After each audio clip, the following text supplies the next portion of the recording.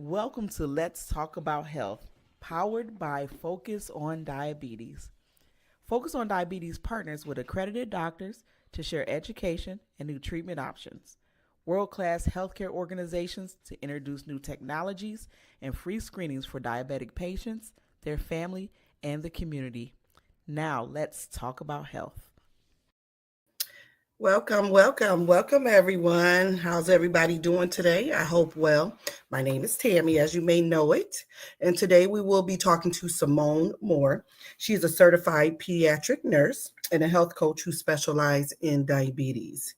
So, whatever questions you may have, please chime in and we'll be able to help you, okay? Hi, Simone. Hello, hello. So How go are ahead, you? Simone. Yep. Won't you go ahead and tell us a little bit? Tell us more about yourself. Just Okay, yeah. sure will.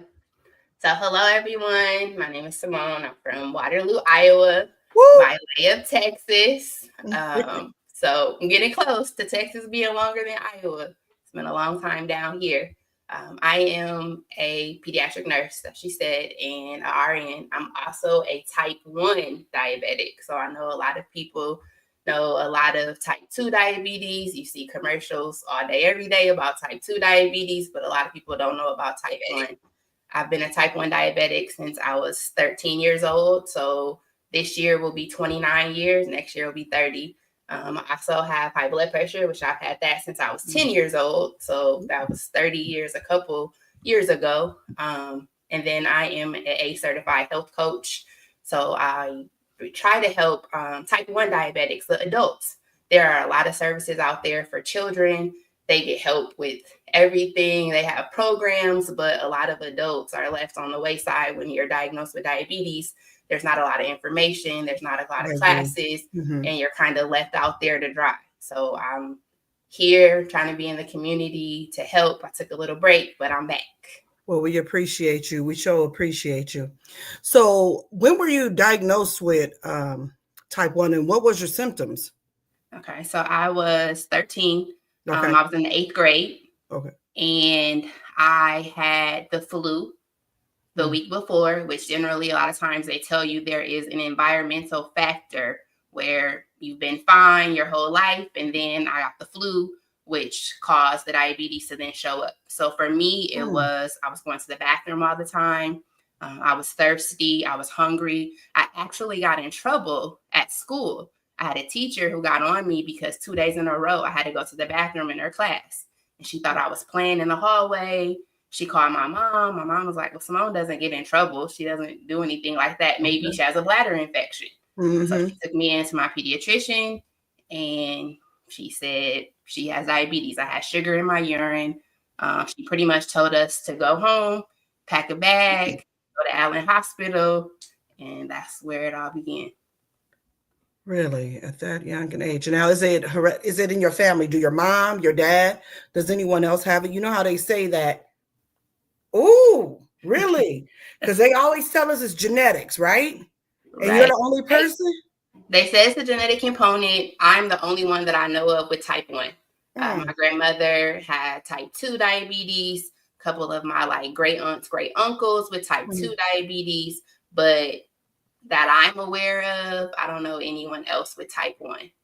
Okay, so if you can clarify or tell us a little bit about type 1 and type 2, the difference in between those two. Okay, so type 1, it used to be called juvenile diabetes. The onset was generally between 12 and 13 years old. Now Mm, they're actually starting to see type 1 in adults being diagnosed in their 20s and their 30s. With type 1, what happens is your body, it pretty much attacks itself. It's like an autoimmune. yep. So my body attacked itself. I no longer make insulin at all. With type 2 diabetes, a lot of times you'll see that they still make some type of insulin. It's just the insulin doesn't work as well. With type 1, I don't make it at all. I take my insulin. I have an insulin pump on my arm. So I have the Yep. Omnipod, and then I Uh-huh. have my Dexcom, which checks my blood sugar for me, so I don't have to poke my finger. I change my Dexcom every 10 days. I Okay. change my Omnipod every 3. So I don't Okay. give myself shots or anything like that. But Okay. I don't make any insulin. So from the beginning, I was told once I got to the hospital, I had to start giving myself shots. As a 13-year-old, I was freaked out that I was supposed to. Everybody had to get educated about that in the household, didn't they? Especially with you Yes. being 13. Imagine that pressure or carrying that and having to Oh, yeah. learn how to take care of yourself at that I age. still feel like I should have, even now, almost 30 years, Mhm. for how much pressure that it was. I think back now and I'm like, man, I felt like I had to grow up fast. Yeah. It was like you have to take care of yourself. Mhm. They told me you're going to high school next year. Your mom's not going to be at school with you. You have to learn how to take care of yourself and how to do this. And the programs that I've been a part of as an adult, they're not like pushing the child to say, hey, you have to be at the forefront of your health. I felt like that was the position that I was put in back then.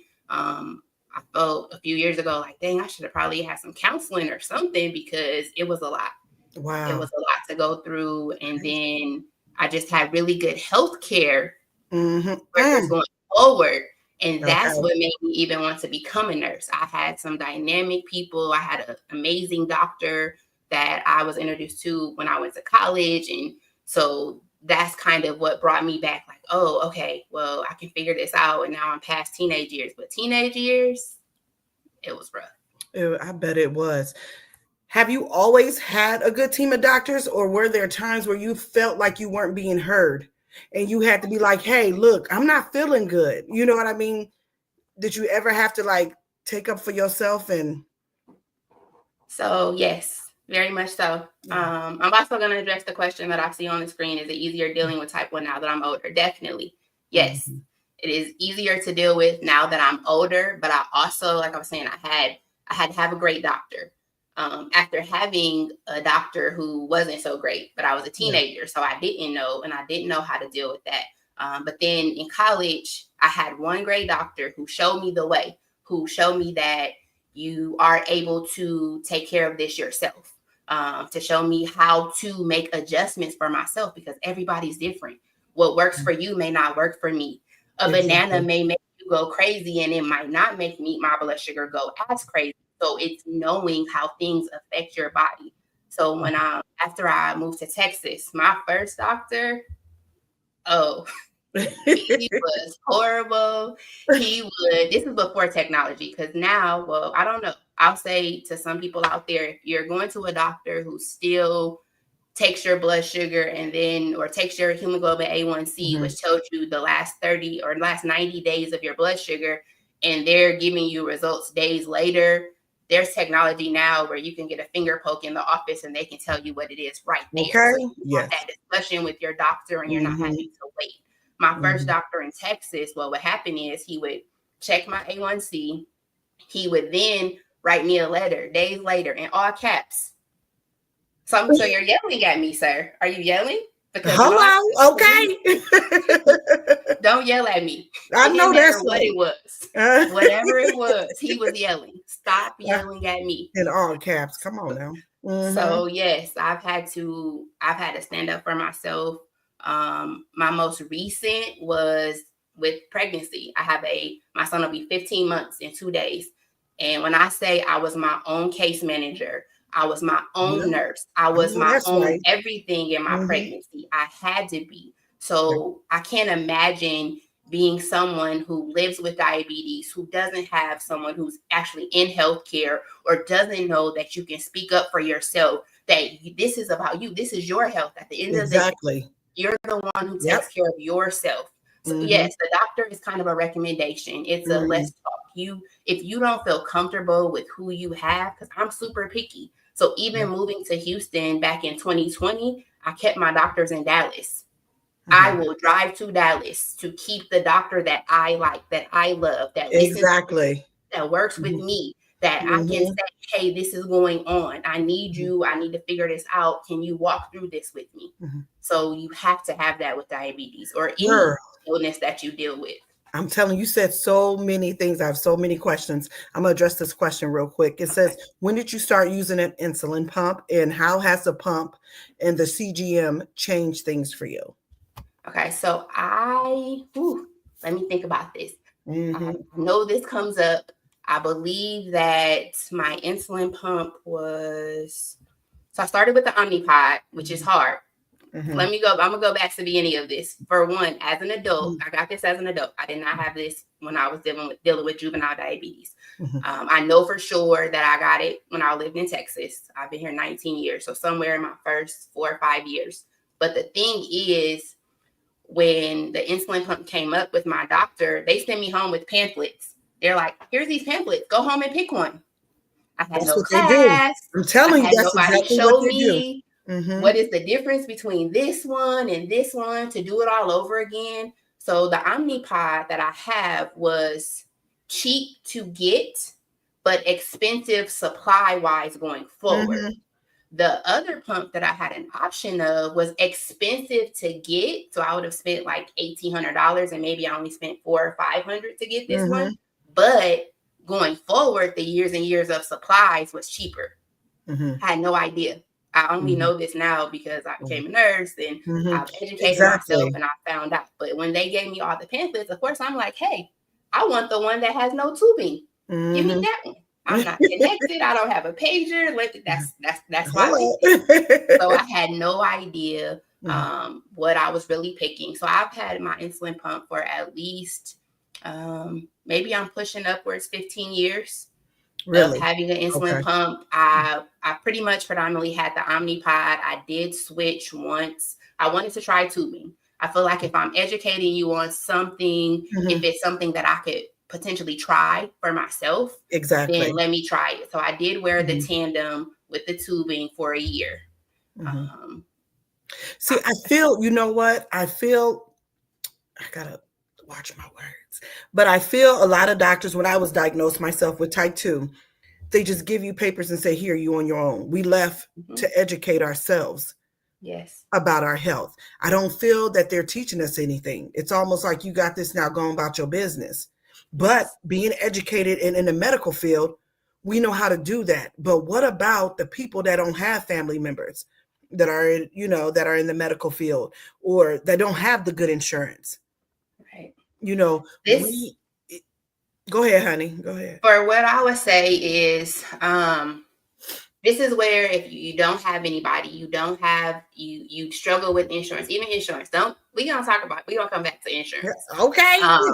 But you have to, I tell people all the time, I'm as good as my resources. And when I tell you my resources are amazing, that's what I'm talking about. Ask me some stuff and I'm like, oh, don't worry. If I don't know the answer, I have a resource. Okay. And I will find the answer. I will find a way. I will figure it out. So one of the things that I can say, I don't use it personally as much because of my resources, but if you don't have them, Facebook groups, Facebook diabetes groups, that's the way to go. Because right now we're in a society where you have everything at your fingertips. Everything is online. I didn't have that when I was diagnosed. When I was diagnosed, we're not on Facebook. I mean, I come back from MySpace was around when I was in high school, but I didn't have that. I actually went to summer camp.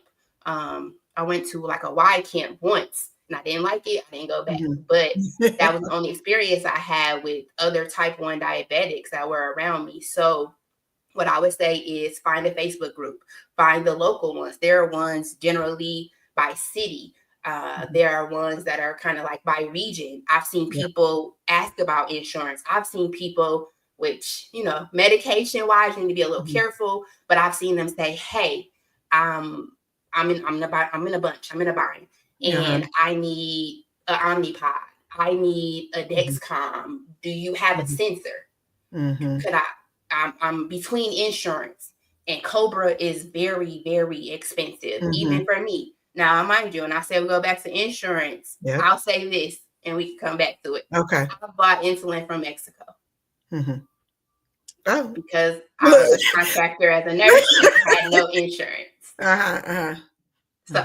So you figure it out. Okay. But that's the best way. Try to find Facebook groups. Try to just find something. But Facebook is dynamic for me. It's the one where I've seen the most help and the biggest groups that are out there that can help you when you're trying to figure things out. Even ask about insurance. I agree 100%. It's going to be a lot of resources in your community. And that's what we, of course, Focus on Diabetes, we try to provide for our community in Waterloo, because there's a lot of people that don't know, or they'll wait to the last moment or the last minute to try to, my toe is off, or I got to have surgery because your diabetes wasn't under control and they didn't have the knowledge. So you can't really blame them. So it's our, as a community, we have to keep on educating them. Like I said, with Focus on Diabetes, we coming up to 10 years. Yes.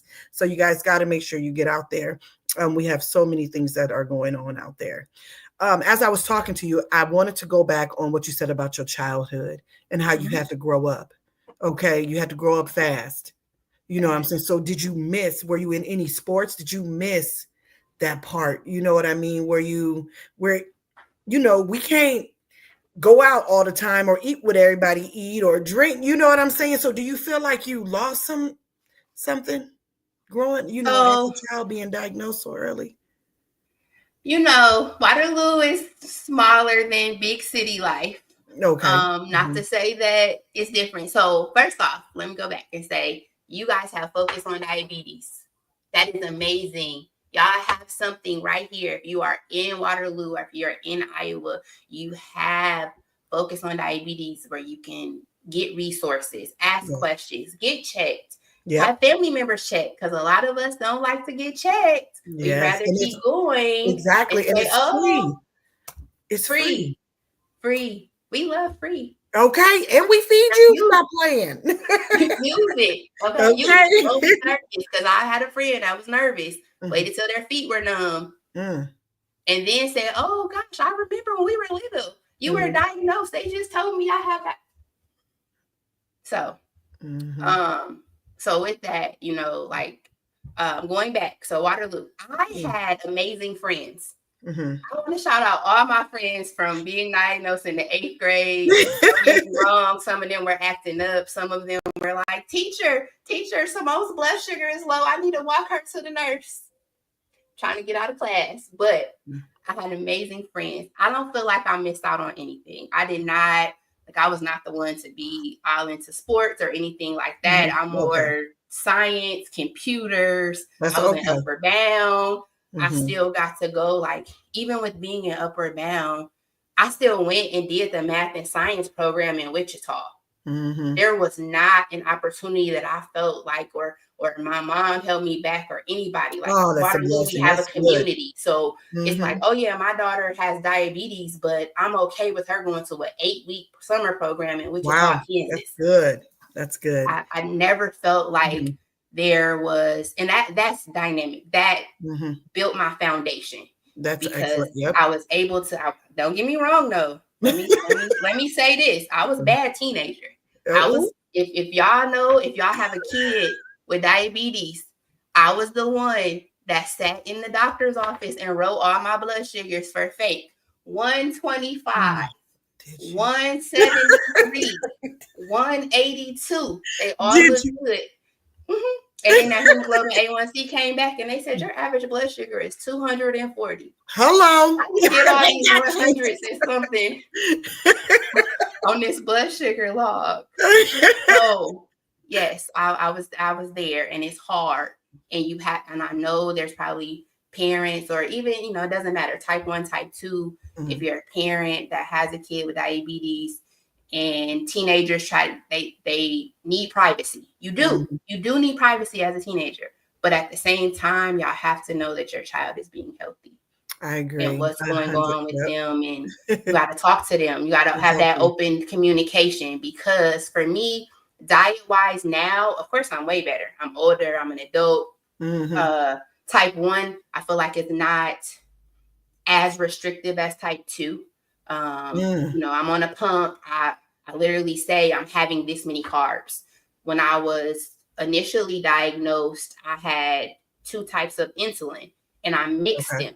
So I had to eat within 4 hours, 3.5, 4 hours, because that second insulin is kicking in for the next meal. That was what that doctor that I met in college changed. She said, oh no, you can't be in college on this. You might not eat lunch at 12 o'clock.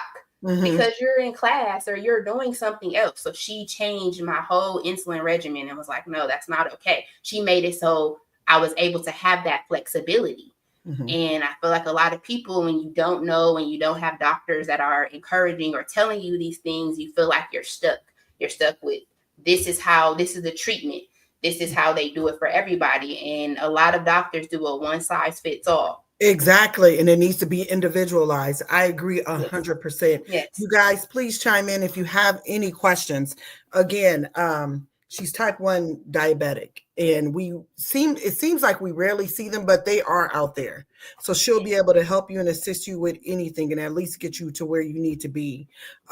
Speaking about what we're eating, because I'm steady trying to get mine right. I ain't gonna lie. And like you said, I didn't think about your diet. You know what I'm saying? The next question, in fact, is what does your diet look like? What advice can you give about eating habits for a person with diabetes? So my diet can be all over the place. Like I said, I have a almost 15-month-old. So Mm-hmm. I'm trying to keep up where he is and what he's doing. I try to make sure, I feel like breakfast is major. Breakfast is very important with diabetes, starting your day off. If you're not having a full meal, finding a way to have like a smoothie and making sure you have protein. Okay, so protein Protein, is a lot of important. people, Okay. yes, a lot of people miss protein, and Yeah. you need the protein as far Yeah. as keeping your blood sugar. And a lot of people, I meet people all the time. It's Mm-hmm. people I talk to in general, people who, when I'm traveling the world and they ask me about my insulin pump, or they're like, oh, you have diabetes bad because you have that thing on. Okay. Okay. Yeah. If that, I That's just what. let it go. It used to trigger me. It used to be a thing. Like, you know nothing about diabetes. My blood Okay. sugars have to be under control in order to get a pump. Because if you're out of control, they're not going to give you a pump. They're It's not how going to it's give you supposed one. to work. Exactly. So, it's just when you have a diet, when you're diabetic, whether it's type 1, type 2, I encourage people to go through, especially if there's things you like or something you do on a regular. And it sometimes it can be harder with type 2 because they're telling you only check your blood sugar first thing in the morning. So you really Exactly. don't know how your blood sugar is reacting to certain foods. You've eaten all day yesterday and then you wake up tomorrow and it's like, oh, I'm high. Mm-hmm. But you need to take the time to figure out, go through, write a food diary. You don't have to do this forever. This is not Right. something you're gonna have to do forever, but take a few months, take 3 months and go through and say, okay, well, this is what I ate yesterday. And if you're only checking once a day, the next morning, this is what my blood sugar was, or Mm-hmm. like at nighttime, so that you can kind of figure out what things maybe you need to moderate more. Because it could be something that's healthy. It could be bananas spike me. Bananas are, Ooh. they spike me, but Uh-huh. I have a banana with peanut butter, some protein, fat, healthy See fat. that? Okay. See, that's what I'm. See, oh man, just listening to you. When I was diagnosed, they didn't tell me nothing about check. I wasn't forced to check my blood sugars. So Yeah. I didn't know. I just know I started feeling ill all the time. I'm like, you know what? Let me check. Let me go buy me a meter and You check were my own high? blood sugars. And I'm like, this is too high. This is what's going on. So I stay, well, I'm trying to like add things and subtract things and take them away. What I am finding is more protein. More Yes. protein. Yep. Now, do I like to drink Protein. it? That vegan, oh, that vegan protein one will hurt you. But I do that with unsweetened almond milk. Okay. You know what Okay. I'm saying? Is it the best? No, but I don't like diabetes. So look, and I need them in control. Now you gotta pick your poison. Do you get Yes. the unsweetened almond milk, or you gonna deal with the flare-ups of the diabetes when your blood sugars is out of control? That's So it. yeah, it's you gotta pick it. You gotta pick which one you wanna pick your poison. That's Pick it. your poison, know what Mhm, affects you, know how it mhm, affects you. I see they're asking about protein and helping to regulate your blood sugar. So mhm. protein, it kind of helps your body slow down absorption of the sugar. So it helps you to, if you have like I said, the banana Yeah, is high in sugar. It's a fruit. Not all fruits are equal. So each person can have something where you eat a certain fruit and it affects you in a different way. There's low glycemic index fruits, there are high glycemic index fruits, which it makes your body push through that sugar faster. So you're getting that sugar into your bloodstream, and that's causing your blood sugar to go do. Like, I mean, I could eat a banana and my insulin pump, or not my insulin pump, but my Dexcom would probably be like straight up. My blood sugar is going straight up. Whereas I eat a banana with like the peanut butter and it's more steady. It's helping my body to not absorb all that sugar from the banana so quickly. So like even I had a diabetes educator. I'm still gonna go to that. Being diabetic doesn't mean that I still, and being a coach doesn't mean that I still don't have those people for myself. I still have somebody. I still need somebody to talk to help me, especially in pregnancy. So even with pregnancy and having to keep my blood sugar so low, because she knows banana spike me and I'm already low, she said, no, you can't have peanut butter with your banana. I want you to just eat the banana. Because I needed that sugar and I needed it to work quickly. And I didn't need it to have that protein with it that was kind of keeping it, a little bit more steady, or maybe my blood sugar goes up at an angle instead of straight up. So she's like, no protein with it, no peanut butter, no anything else, no cheese, just eat the banana. Really? So just dealing with the ups and downs. Was your body tired? Do your body ever get tired? Do you ever be like, you know what? Because it's times mentally and emotionally, diabetes can drain you. It can drain you. It's a battle, everyday battle. So how do you deal with that? How do you just deal with trying to keep it in control? Because sometimes you can feel good and then the next day you like, I can't move. Or, at least with type 2 diabetes. What do you like? And what it's are the your same. It's the same. You have to know this is going to be anything in life.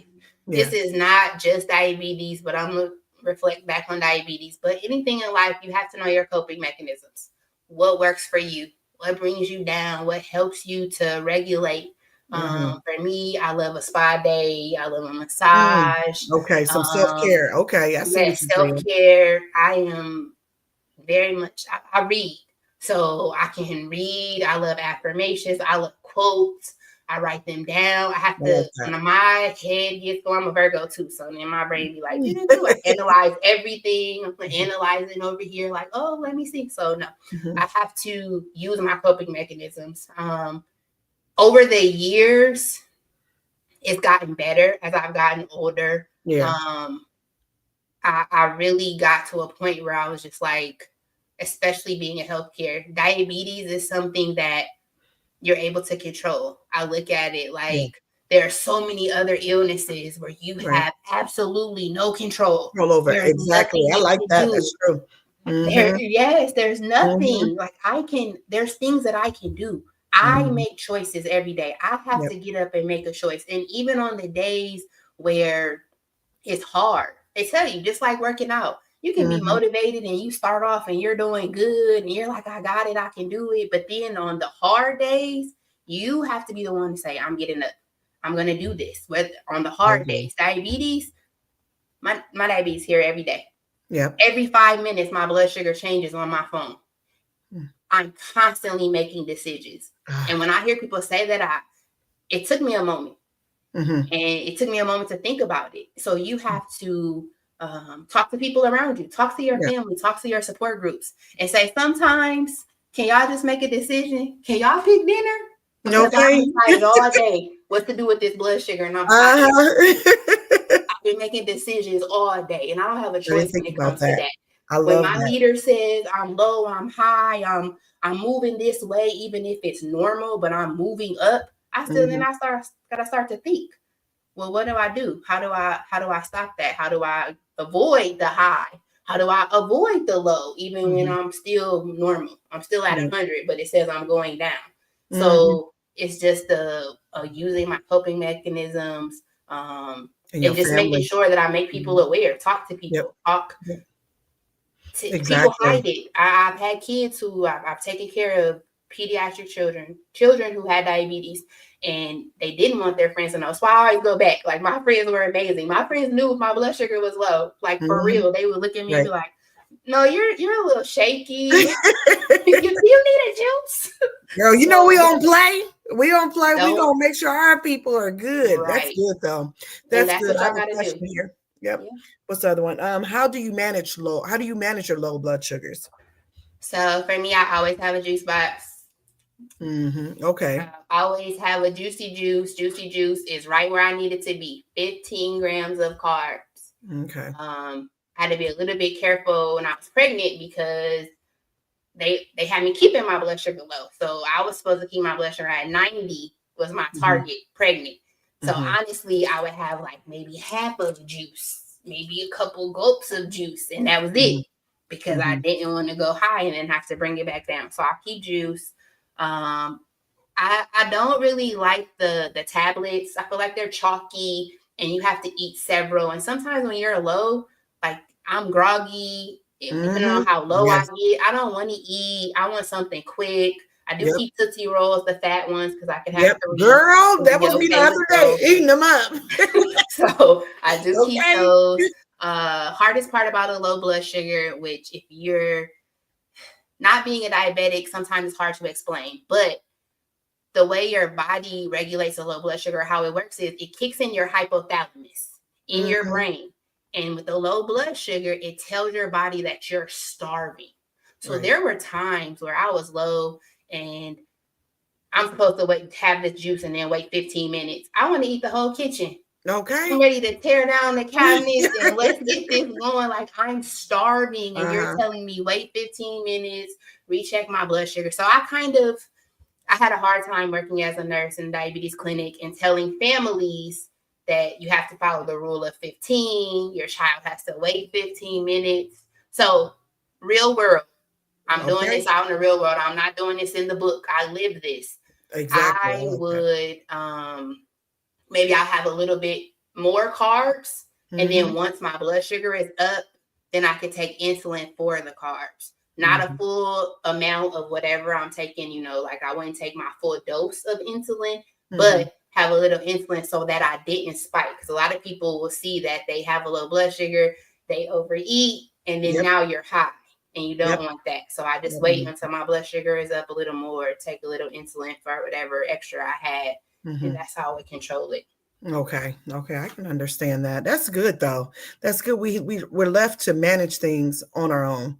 And so I think that's how we become so knowledgeable though, because we have to get the books, we have to get on the internet, we have to find out what works for us individually, and we're able to share that with other people. So if you had one thing that you wish that people understood about type 1 diabetes, what is it? Or just or on how to manage it, or if you could just, is there anything that you want to say what do you think? I'm just only, you can tell more than one, girl. You know what I'm saying? It's just with type 1, I think a lot of us get sick and we don't even look to think that it's diabetes unless grandma or mama had it. You know what I'm saying? But people who get sick, I always preach prevention. Go to the doctor, go there, get that physical once a year. If you got insurance, I'm pretty sure it's free. But if you don't, I think we got clinics here or in Waterloo or just a little bit of everywhere where they will give that to you. We have to preach prevention. We have to take care of ourselves. So if there's one thing, like I said, with type 1 diabetes that you wish that people understood about you, what would it be? So I think my biggest thing is it still comes up that faith, I have faith. Okay. And it gets hard because it's not just I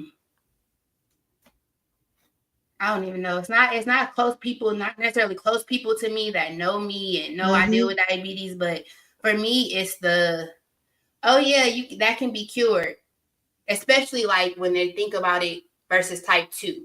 Even some people with type 2, not everybody with type 2 is type 2 and overweight and you lose weight and you no longer have type 2 diabetes. So the whole if you just do this, if you just take out these things, then you won't have diabetes. my body makes no insulin. Yeah. My body makes no insulin. I had an aunt pass away from diabetes because she would not take insulin.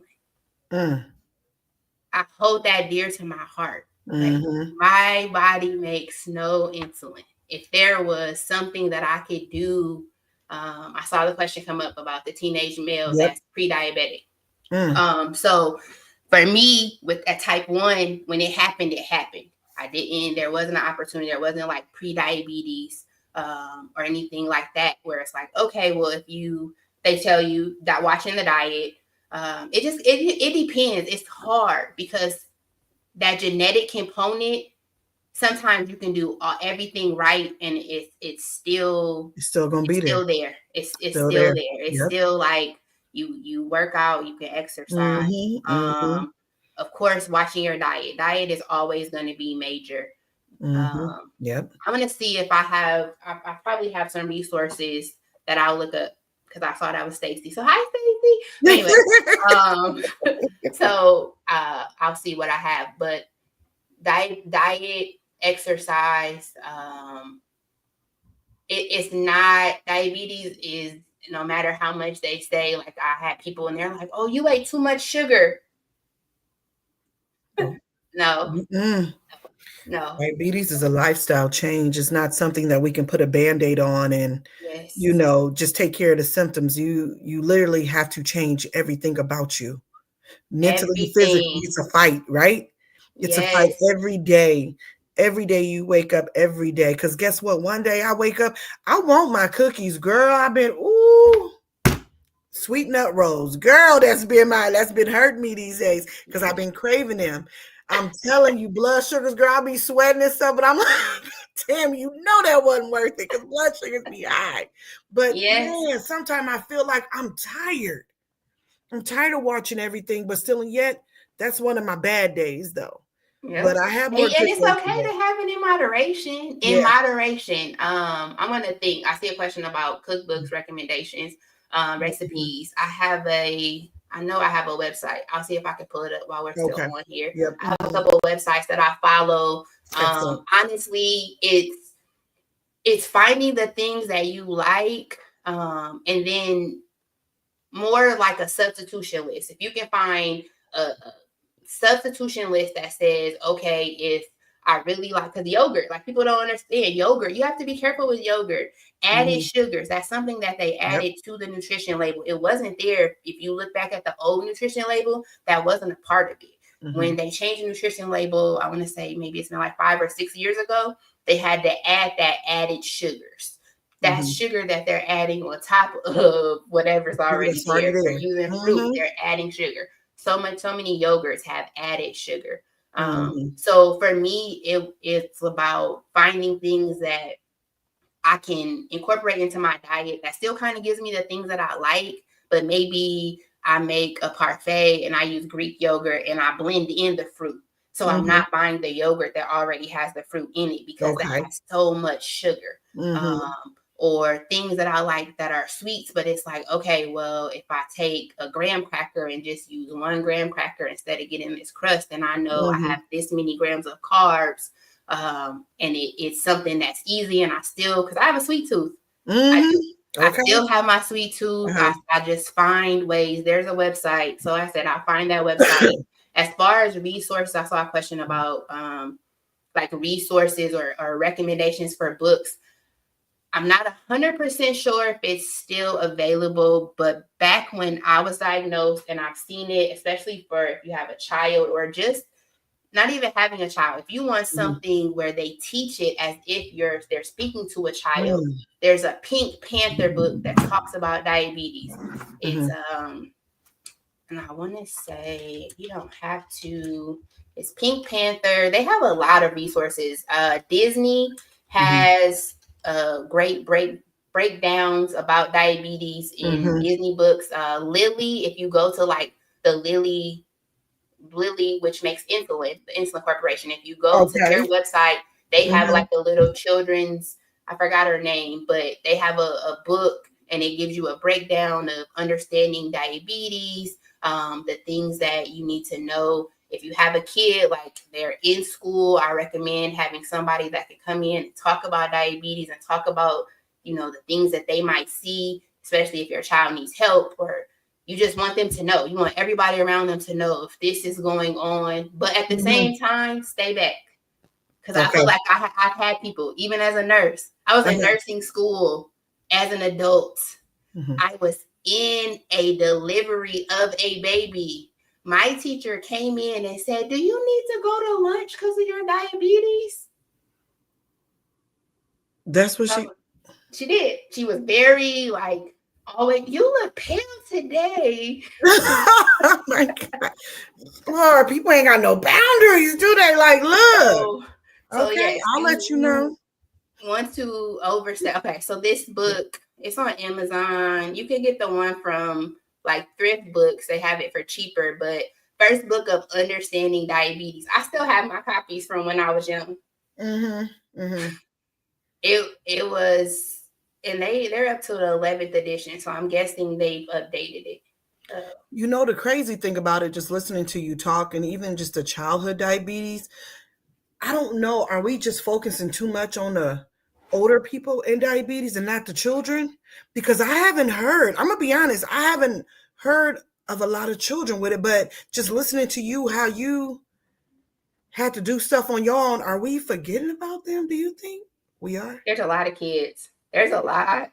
I worked at the Children's Hospital in Dallas for 10 years. Wow. There are type 2. That hospital started doing bariatric surgery on kids. So you gotta have a certain floor because, it's the food you need. So one thing I will say that I started and I try to implement now, I go to the farmer's market. If y'all have a farmer's market, there's a lot of resources. Sometimes they give out waivers. There's just different things. But I like to go to the farmer's market. You want fresh produce. I don't say you have to go organic for everything. Just knowing the dirty dozen. There's certain fruits that they're dirty, the pesticides and all of that. So I just stick to the dirty dozen as far as if I'm buying organic. So organic it can be very expensive. Yes. But I go to the farmer's market, get it fresh. Try to keep things as fresh as possible. And not using the processed things and making things on your own. Hold on, this question popped up and it made me let me look. Okay, me too. I'm looking. So what? Yes. So I'm not sure. Okay, go ahead, hon. Oh yeah, I'm gonna let you read it. Okay. Is it true that exercising excessively causes low blood sugar? Any suggestions to help before exercising to not drop so low? Excellent question. So, yes, definitely. I was like, oh. Go. So definitely, and it depends if you're already diabetic, and this is going to be, it's going to vary based on type 1, type 2. What do you have? Are you on insulin? Are you on medication? Things like that.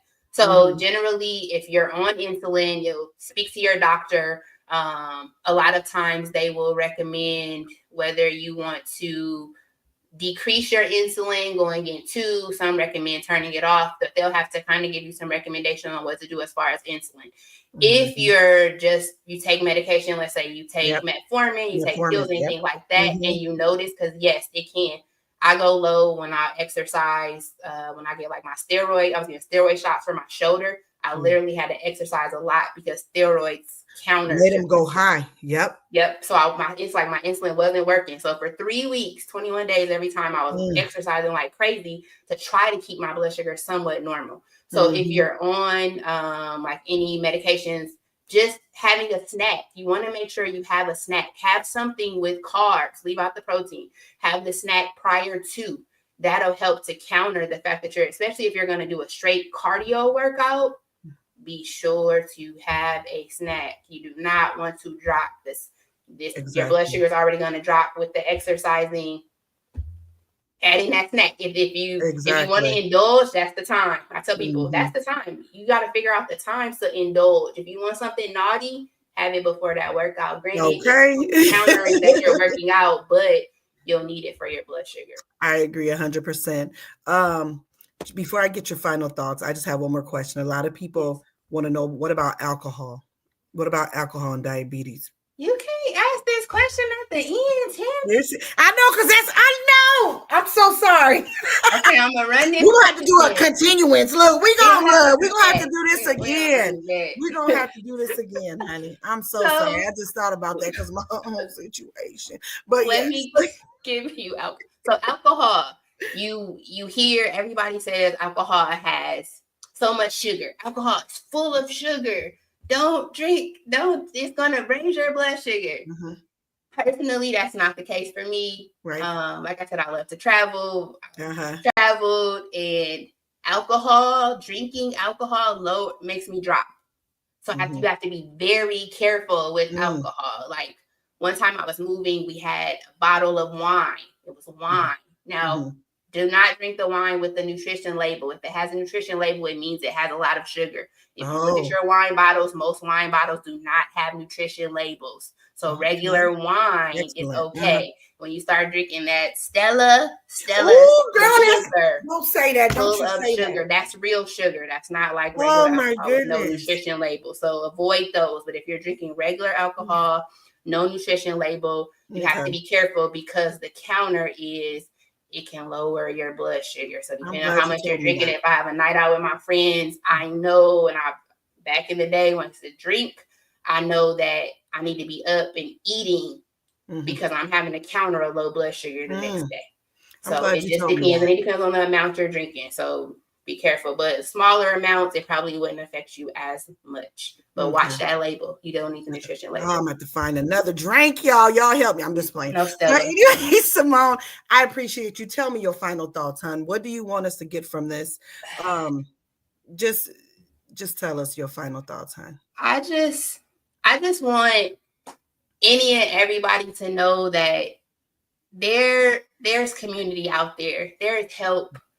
Like I said, y'all have Focus on Diabetes. Yes, I have Focus on Diabetes because it doesn't matter where you are. You can get online. You might not be able to go and actually participate in some of the in-person activities, but information, you can reach out. We have to do this for us. I agree. 100%. Look, hello. We don't take care of ourselves.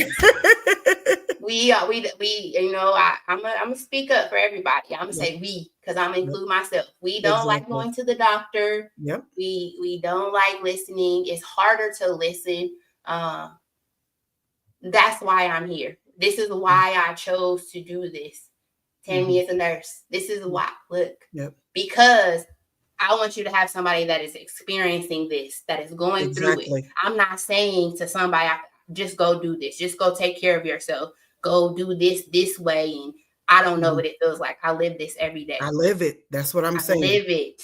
I live it. I breathe it. I'm at 29 years. Like I said, I have a almost 15-month-old. I had a baby in the midst of this. So that's a whole nother conversation. I know. We're going to talk again. Yeah, we got to talk about that. I just want y'all to know that there's help. There's resources. Yes, if you speak up, take care of yourself. You have to speak up for yourself. That doctor is not there to be like, oh, they can say do this, do that. But at the end of the day, you can walk out and do whatever you want to do. Exactly. Walk out and say you're going to do this, you're going to do that. And also, too, though, know that you don't always have to go with what the doctor says. Find resources, find support. Call your insurance company. Your insurance company, they have programs. They have things that are free. Call the company if you're doing an insulin pump. A lot of those companies will let you wear it. They'll say, hey, we have a trial where you can try it out. You can wear this for a week or so, and we won't do anything with your insurance, or we can show you wear like a simulation one. So just find the resources, and if you need help, Focus on Diabetes. I am on Instagram, Diabetes Bay. Yes, put it out there. So put it out there. I've been on chill for health coach for anything because having pregnancy and my little one was a lot, but I'll be And now back. you back. I know that's right. Okay. I know that's right. Well, we appreciate you, Simone. We really, truly do. Again, we have Focus for Diabetes out there. We are in the community, y'all. We are there. It is free. Come with us where you can get your feet checked. You guys, we check your A1C. We have a lot of nurses, a lot of doctors that are out there wanting to educate you guys. So there's no excuse. There's nothing for you to lose, but everything for you to gain. So you need to come on out there. We're working on our 10 years, or we're going on our 10 years, man. And it's been so rewarding. It's been so rewarding. So we're going to have to get you back up here to come visit us, Simone, and be a part of that. And maybe Yes. speak on one of them. Speak at one of our events. We would really, really, really would appreciate you. Again, we appreciate you so much. We're going to have to continue this another time. So don't worry. You're going to be back on here. Everybody else, thank you. Thank you so much for tuning in to us. And we will see you soon. All right, Simone, we'll see you, hon. Bye. All right, bye.